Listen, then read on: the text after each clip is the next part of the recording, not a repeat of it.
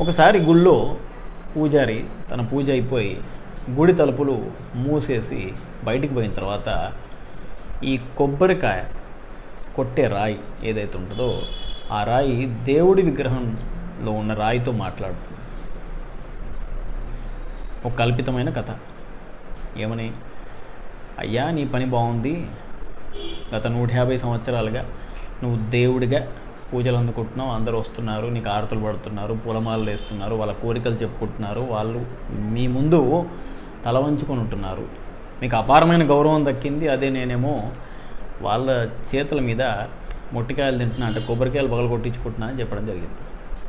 దానికి విజ్డమ్ ఉన్న దేవతా విగ్రహంలో ఉన్న రాయి ఈ విధంగా సమాధానం చెప్పిందంట.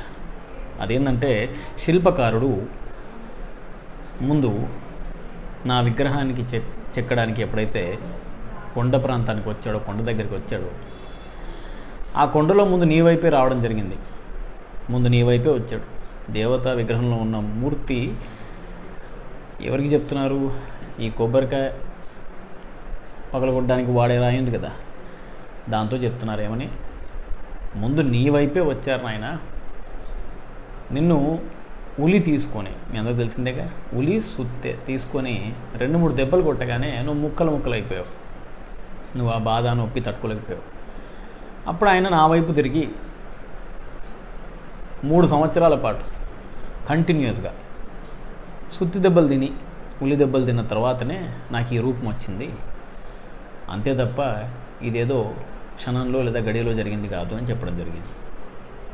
అంటే ఈ 2 సంవత్సరాల ఈ సుత్తే లేకపోతే ఉలి దెబ్బలు మీరు తిని ఆ తర్వాత జీవితాంతం మీరు ఏదైతే గౌరవం పొందుతారో ఆ గౌరవం కోసమే మీరు ఈ వృత్తిలోకి వస్తున్నారు. ఈ విషయాన్ని గుర్తుపెట్టుకోండి.